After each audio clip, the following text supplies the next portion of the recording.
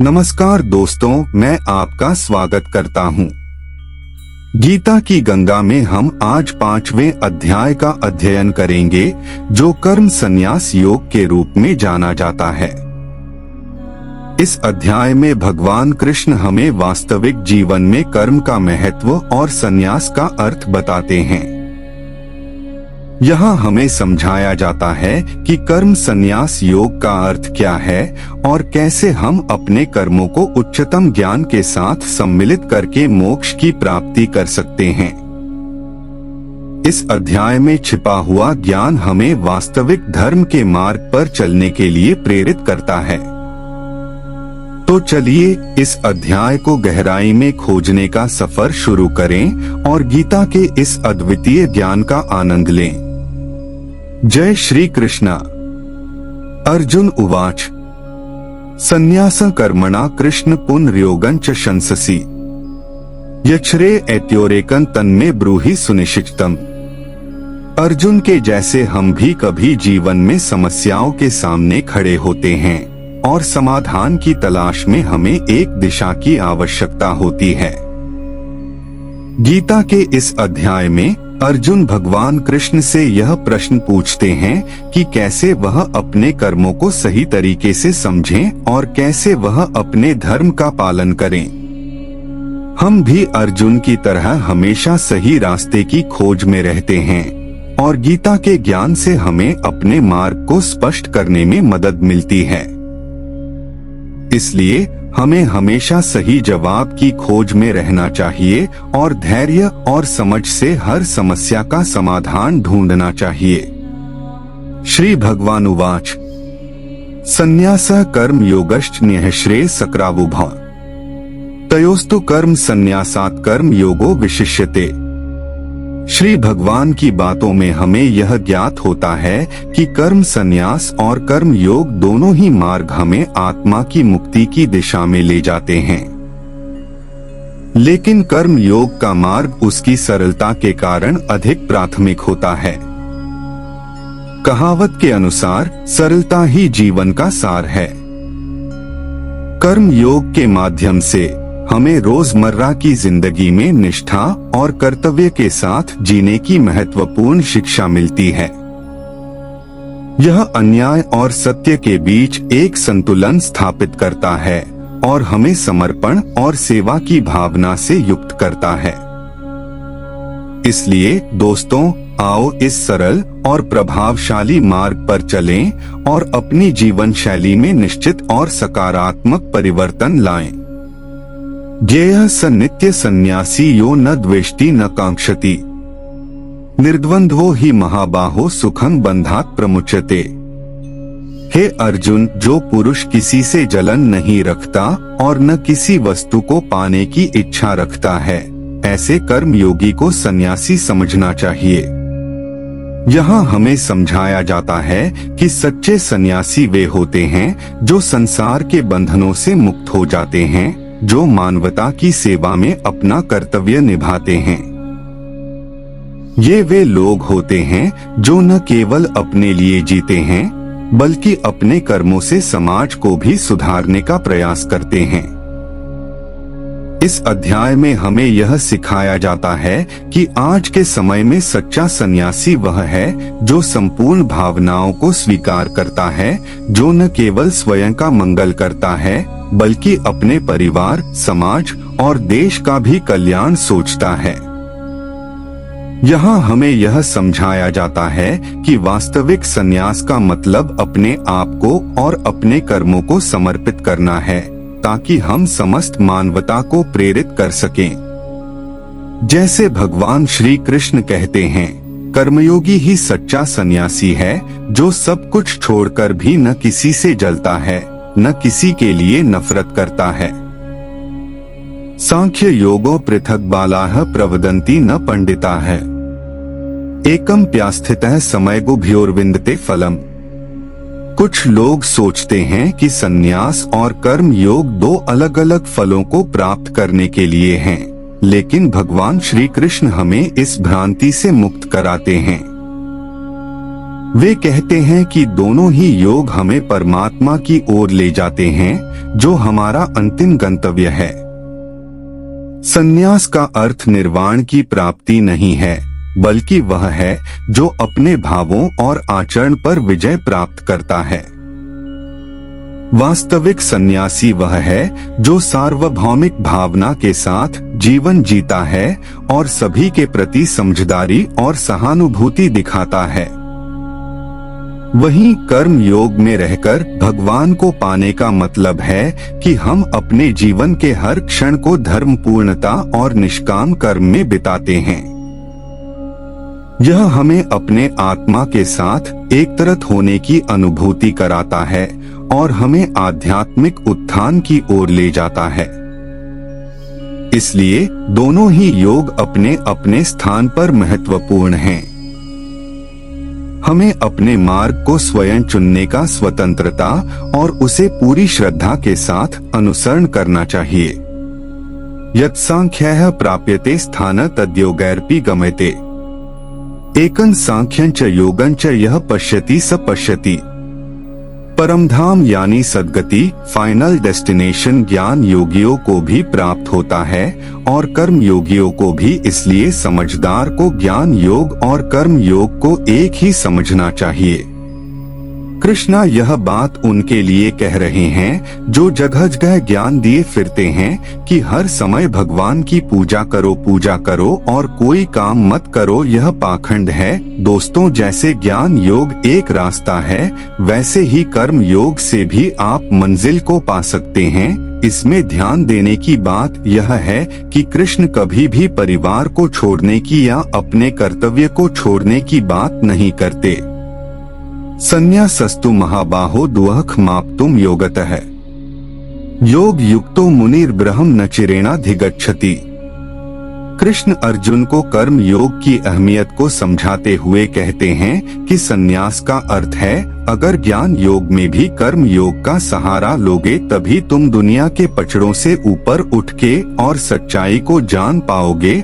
और अगर तुम्हें सच्चाई को जानना है तो अपने आप को कर्तापन यानी कि अहंकार, जैसे कि मैं हूँ, मैं ही करता हूँ, इसे छोड़ना होगा। और इसे कैसे छोड़ा जाए? अपनी इंद्रियों को वश में करके, इनकी इच्छा को पूरी तरह से त्याग करके, कर्म को करके उसे भगवान को सौंप के अहंकार छोड़ा जा सकता है।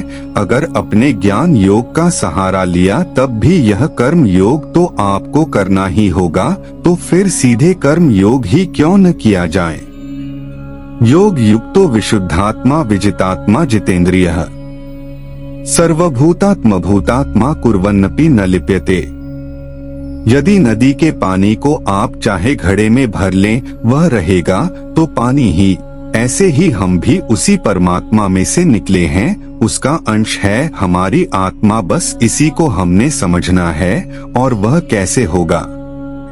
कृष्णा उत्तर देते हैं कि जिसका मन अपने वश में है, जिसने इंद्रियों को जीता है और जो अंदर से एकदम शुद्ध है, ऐसा कर्म योगी कर्म करता हुआ भी कर्मों के चक्कर में नहीं पड़ता। और जब कोई इस अवस्था में आ जाता है तब उसका सामना होता है उसकी अपनी आत्मा से। दोस्तों, दुनिया का सबसे बड़ा सच यही है और इसी को जानने का ही यह सारा खेल है।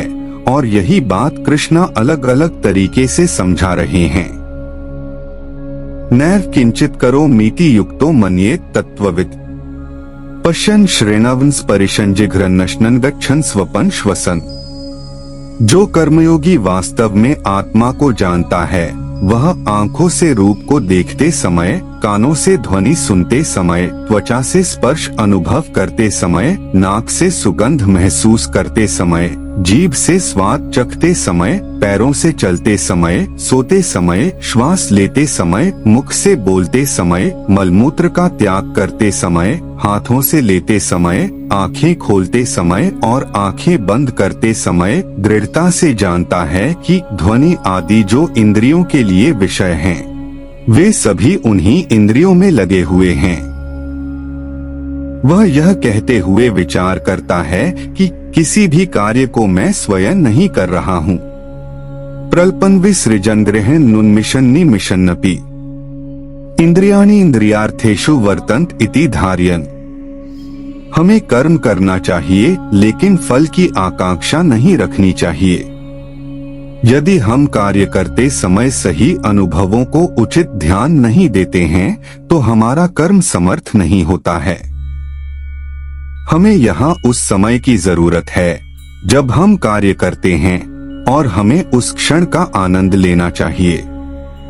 इस श्लोक में बताया गया है कि कार्य करते समय हमें परोक्ष और अपरोक्ष प्रकार से सभी इंद्रियों का समय में नियंत्रण करना चाहिए ताकि हम अपने कर्मों के फल को स्वीकार कर सकें और शांति से जीवन जी सकें। ब्रह्मण्याधाय कर्माणि संगं त्यक्त्वा करोति यः लिप्यते न स पापेन पद्मपत्रमिवाम्भसा। कमल के फूल को ध्यान से देखिएगा दोस्तों, वह होता कीचड़ में है, उस पर से पानी आता जाता रहता है लेकिन उसका पत्ता हमेशा सूखा ही मिलेगा। कीचड़ में रहकर भी वह उसमें लिप्त नहीं होता। यही समझदार की निशानी है। ऐसे ही इंसान को ज्ञानी कहते हैं जो इस दुनिया में रहे और अपने सारे कर्म कर्तव्य निभाएं लेकिन उसमें लिप्त ना हो। इनके चक्कर में न फंसे, जिम्मेदारियों से आप बच नहीं सकते दोस्तों, उनसे भागना कायरता होती है। जिम्मेदारियां तो हमें निभानी है, दुनिया के सारे काम करने ही पड़ेंगे लेकिन यह काम ऐसे करने हैं जिसमें हम फंस ना जाएं, जैसा कि कृष्णा बता रहे हैं। कायेन मनसा बुद्ध्या केवलैरिन्द्रियैरपि योगिनः कर्म कुर्वन्ति संगं त्यक्त्वात्मशुद्धे। कर्म योगी आखिर क्या होते हैं, जरा उन्हें समझने की कोशिश कीजिए दोस्तों। योगी अपने शरीर, मन, बुद्धि या इंद्रियों से कर्म करते हैं लेकिन अपने अंदर से वह भगवान को समर्पित करते रहते हैं। बाहर से देखकर ऐसा लगता है कि यह तो सब कुछ हमारे जैसे ही कर रहे हैं, हमारे जैसे ही परिवार हैं, नौकर हैं, नौकरी है, सब कुछ तो नॉर्मल है, लेकिन ऐसा सिर्फ दिखता है। योगी अंदर से एकदम शांत और गंभीर होता है क्योंकि वह अंदर की आत्मा और परमात्मा का संबंध जान चुका है। इसके बावजूद वह सारे कर्म करता है। युक्तः कर्मफलं त्यक्त्वा शांति माप्नोति नैष्ठिकीम् अयुक्तः कामकारेण फले सक्तो निबध्यते। कर्म योगी को और समझाते हुए कृष्ण कह रहे हैं कि कर्म योगी कर्मों के फल का त्याग कर देता है और इस त्याग की वजह से ही वह भगवान को हासिल कर पाता है। और वहीं दूसरी तरफ जो योगी नहीं है, जैसे कि हम में से ज्यादातर हमारे जैसे लोग काम के फल की इच्छा करते हैं और बस इसीलिए उसमें बंधे चले जाते हैं और कभी भी इस दुनिया के जमेलों से छूट ही नहीं पाते। देखा जाए तो दोस्तों एक बहुत छोटा सा फर्क है, इसमें कर्म दोनों कर रहे हैं, बस फल से एक का लेना देना नहीं है और एक का बिल्कुल है, लेकिन इस छोटे से फर्क का नतीजा बहुत बड़ा होता है। सर्व कर्माणि मनसा सन्न्यस्यास्ते सुखं वशी नव द्वारे पुरे देहि नैव कुर्वन् कार्यं। हमारे शरीर को एक घर के रूप में देखना सच में बहुत ही रोचक है। इस घर में 9 द्वार होते हैं जो हमें बाहरी दुनिया के साथ संवाद करने का अवसर देते हैं। ये द्वार जैसे कि आंखें, कान और नाक हमें जगत के संवाद में शामिल होने के लिए महत्वपूर्ण हैं। इन द्वारों के माध्यम से हम अपने आसपास के वातावरण को समझते हैं और उसमें अपने जीवन के विभिन्न कार्यों को संचालित करते हैं। जब हम एक सन्यासी को देखते हैं, जैसे कि शंकर योग वाला सन्यासी, तो हम सोचते हैं कि वह भी हम सब की तरह ही काम कर रहा है, लेकिन वास्तव में उसकी भावनाएं और उसका अंदर का संवाद बिल्कुल अलग हैं। उसने समझ लिया है कि कर्म में कर्म का अर्थ क्या है और उसने अपने आप को भगवान से जुड़ा हुआ मान लिया है। इसलिए वह सिर्फ एक माध्यम के रूप में काम कर रहा है और वास्तव में परमात्मा का काम कर रहा है। यह एक शानदार उदाहरण है कि किस प्रकार हमें अपने कर्मों को धार्मिक दृष्टि से समझने और उन्हें परमात्मा के सेवा में समर्पित करने की आवश्यकता है। न कर्तृत्व न कर्माणि लोकस्य सृजति प्रभुः न कर्म फल संयोगन स्वभाव वस्तु प्रवर्तते।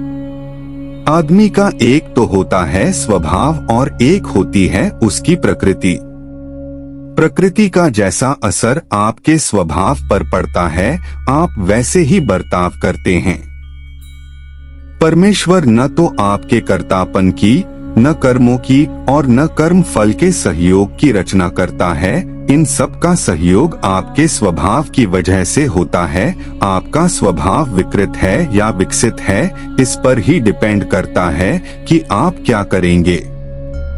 आपके करने पर कौन सा कर्म होगा और उस कर्म के अनुसार आपको क्या फल मिलेगा, इस सब के लिए खुद को ही जिम्मेदार मानिए। दोस्तों, ऐसा मत सोचिएगा कि मैंने तो मेहनत की थी लेकिन भगवान ने ही फल नहीं दिया।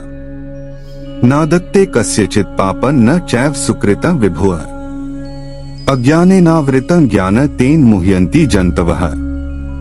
सब कुछ हमारे अंदर है, बस उसे हमारे सामने लाने की देरी भर होती है। उसे 1 to 1 करने की जरूरत होती है। दोस्तों, भगवान न तो किसी के पाप कर्म को और न किसी के शुभ कर्म को ग्रहण करता है। पाप हो या पुण्य, यह तो आपके ही है, तो भगवान का इसमें क्या लेना देना। आप अपने स्वभाव, अपने नेचर के चलते जिस तरह के कर्म करते हैं, उसका नतीजा ही पाप या पुण्य होता है। आपके खुद के अंदर ज्ञान है, लेकिन वह अज्ञान के द्वारा ढका हुआ है, उसी के चलते सारे बुरे काम होते हैं। अगर आप उसे पहचान जाएंगे तो उसके बाद सिर्फ अच्छा ही अच्छा होगा। ज्ञानेन तु तद ज्ञान येषा नाशित मात्मनः तेषामादित्य वज्ञानम प्रकाश्यति तत्परम। जब अंधकार होता है तो हमें कुछ नहीं दिखता दोस्तों, परंतु जब प्रकाश की किरणें हमारे अंदर उतरती हैं तो हर चीज स्पष्ट हो जाती है। इसी तरह जब हम परमात्मा के साथ जुड़ते हैं तो हमारा अंधकार भी दूर हो जाता है और हमारे अंदर की आत्मा का उजाला फैल जाता है। यह उजाला हमें नए दिन के समान नई उम्मीद और नई सोच के साथ जीने की प्रेरणा देता है। लेकिन दोस्तों, सच्चाई यह है कि हम सभी अज्ञानी हैं। हमें यह नहीं पता कि हमें क्या पता है, और इस सच्चाई को स्वीकार करना हमारे लिए सबसे पहला कदम है। इसी ज्ञान के आगे हम अधिक उन्मुक्त और संवेदनशील होते हैं और हमें अपने जीवन में नई दिशाओं का पता चलता है। तद्बुद्धस्तदात्मांस्तन्निष्ठास्तत्परायणा है गच्छन्त्य पुनरावृत्ति ज्ञान निर्धूत कल्मषा है।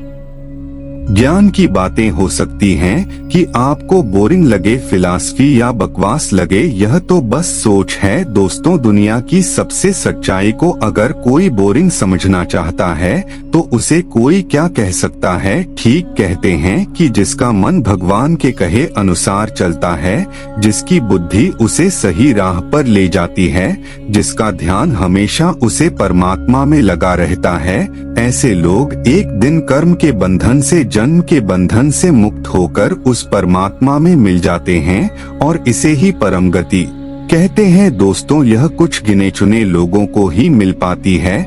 क्या आप उनमें से एक हैं? विद्या विनय संपन्ने ब्राह्मणे गवि हस्तिनी शुनि चैव श्वपाके च पंडिताः समदर्शिनः। समदर्शिता यानी कि समान भाव रखना, जो पंडित और चांडाल को या गाय और कुत्ते को, गाय या हाथी को एक भाव से देख सकता है, उसे ही खुद को ज्ञानी कहलाने का अधिकार है। ज्ञान सबसे पहले हमारे अंदर के भेदभाव को खत्म करता है। चारों तरफ यही भेदभाव तो हमें दिखता है। हजारों साल पहले जो कृष्ण ने कहा, उस पर आज तक भी लोग चलने को तैयार नहीं हैं। अगर ज्ञान हासिल करना है तो अपने अंदर संभाव पैदा करना चाहिए। अज्ञान या अहंकार में किसी को छोटा या बड़ा समझना बेवकूफी है। इहैव त्यज्यतः सर्गो येषां सामये स्थितः मनः, निर्दोषः हि समं ब्रह्मा तस्मात् ब्रह्मणि ते स्थितः है। कृष्ण भगवान हमें सिखाते हैं कि वास्तविक विजय उस व्यक्ति की होती है जो अपने अंतरंग मन को संभालता है। धन, शोहरत या समाज में प्रतिष्ठा के लिए दौड़ने की जगह है। हमें अपने आत्मा के अंतर्दृष्टि को विकसित करने पर ध्यान केंद्रित करना चाहिए। यह हमें समझाता है कि वास्तविक स्थिति केवल उस समय ही प्राप्त हो सकती है जब हम अपने मन को जीतकर उसे नियंत्रित करने में सक्षम होते हैं। इसलिए धन के पीछे न भागें, बल्कि अपने मन को संभालें और जीवन को सच्ची जीत की ओर अग्रसर करें। दोस्तों, यही सच्ची विजय है। न प्रहृष्यत प्रियं प्राप्य नोद्विजेत प्राप्य चाप्रियम, स्थिर बुद्धिर सम्मूढ़ो ब्रह्मा विद्ब्रह्मणि स्थितः है। जो पुरुष अच्छा होने पर खुश ना हो, बुरा होने पर परेशान ना हो, उसे ही स्थिर बुद्धि और संशय रहित माना जा सकता है। स्थिर बुद्धि का मतलब हुआ जिसकी बुद्धि स्थिर है। कठिन हालात में जब फैसला लेना पड़ता है उस समय आपकी बुद्धि अगर स्थिर होगी तो फैसला जल्दी और सही लिया जाएगा, और अगर विचलित होगी तो यहाँ वहाँ भागेगी तो फैसला भी देरी से और गलत आएगा।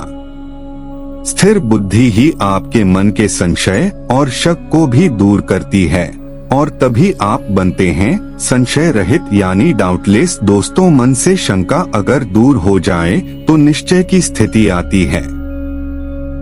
बाह्य स्पर्शेष्व सक्तात्मा विन्दत्यात्मनि यत् सुखम, स ब्रह्मा योग युक्तात्मा सुखम क्षयम श्नुते।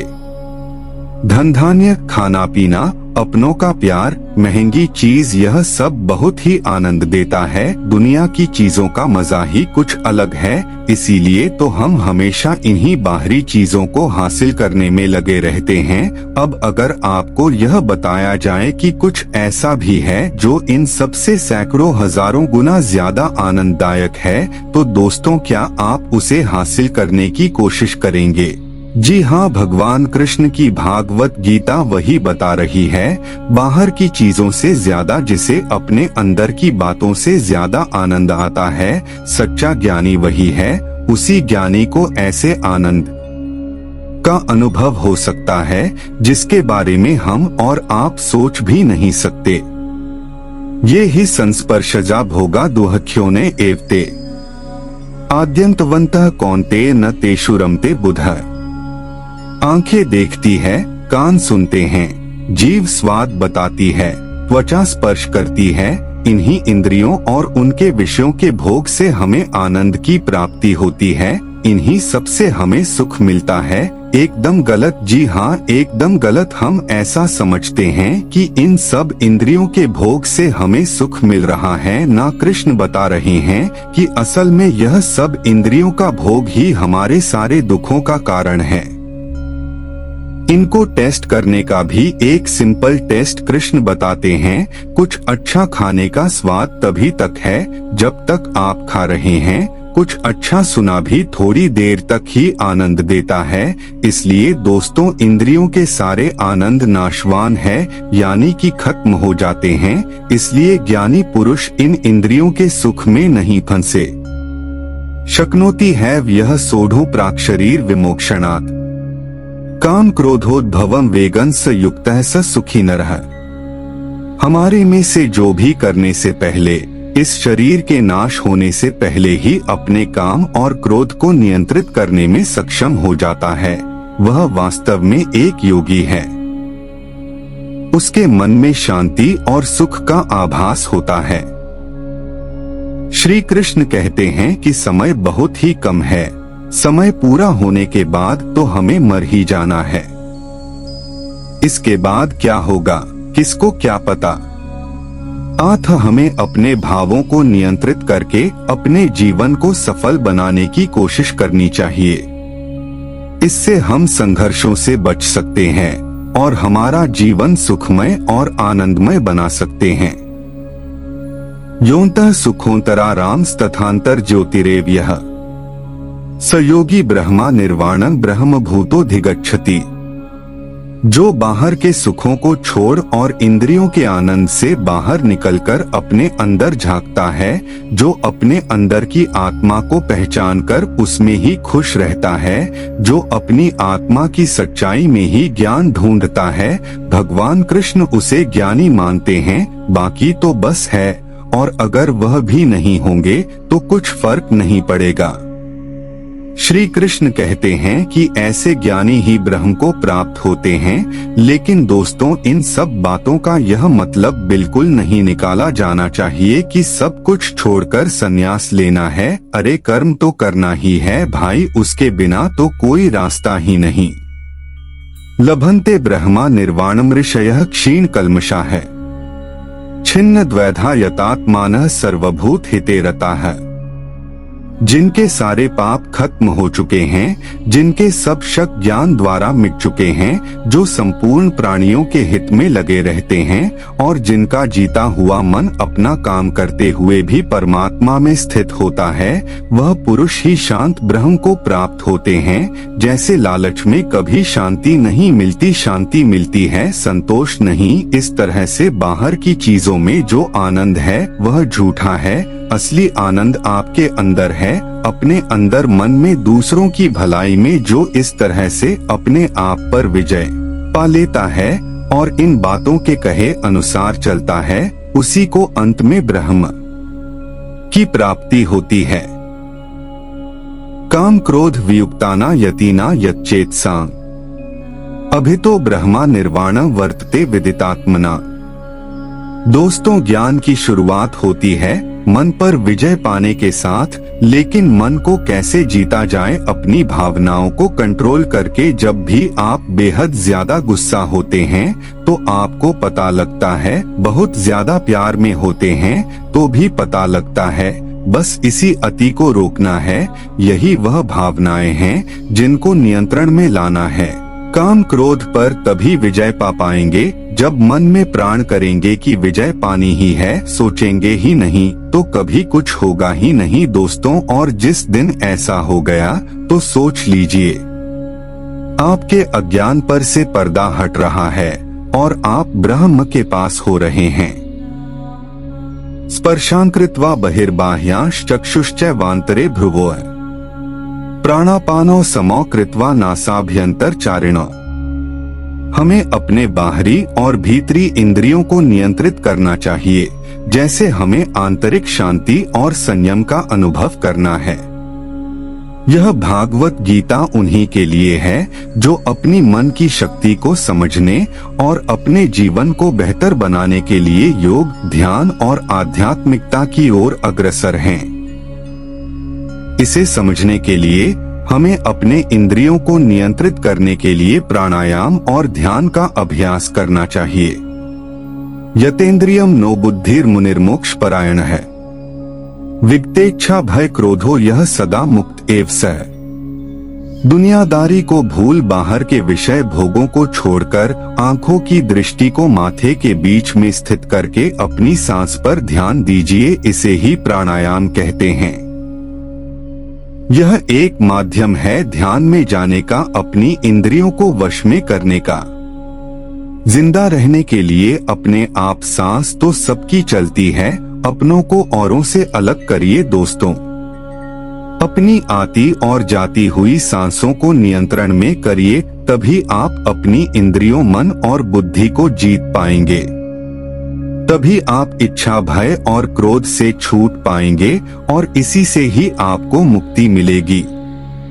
भोक्तारं यज्ञत्पसा सर्वलोक महेश्वरम सुहृदं सर्वभूताना ज्ञात्वा मां शांति मृच्छति। जिस तरह से कृष्ण अपने भक्तों को अपना प्रिय मानते हैं, उसी तरह उनके भक्त भी उन्हें अपना सर्वोत्तम मित्र और गुरु मानते हैं। उनके शिष्यों का मार्गदर्शन करने के लिए कृष्ण वास्तव में अपने भक्तों को समर्पित हैं। उनकी शरण में आने वाले भक्त जो कर्तव्यों का पालन करते हैं, उन्हें हमेशा ही उनकी कृपा और आशीर्वाद प्राप्त होते हैं। उनकी सच्चाई को जानने के बाद उनके भक्त अद्वितीय शांति और सार्थकता का अनुभव करते हैं, जो केवल उन्हें ही मिलती है। इसी तरह भगवान को भले ही आप भगवान के रूप में माने या उन्हें आप शांति के स्रोत माने, उनके दर्शन से हर पल में ही अनंत सुख और आनंद मिलता है। तो दोस्तों, यह था 5वां अध्याय, जिसमें हमने सीखा कि कृष्ण भगवान ने कैसे संन्यास योग और कर्म योग को एकत्र करके हमें वास्तविक धर्म के मार्ग पर चलने की दिशा में मार्गदर्शन किया। यहाँ हमें यह भी बताया गया कि कर्म योग हमें इस दुनिया में जीने के सही तरीके ही सिखाता है, जबकि संन्यास योग हमें आत्मा के शुद्धता के लिए प्रेरित करता है। इससे हमें यह समझ में आता है कि धर्म और कर्म का संबंध कैसे है और हमें अपने जीवन के हर क्षण में उच्चतम आदर्शों की ओर बढ़ने के लिए प्रेरित करता है। तो अब हम चलते हैं, आज्ञा दीजिए और मिलते हैं 6ठे अध्याय में, जहां फिर से हम भगवान श्री कृष्ण से मुलाकात करेंगे। तब तक के लिए जय श्री कृष्ण।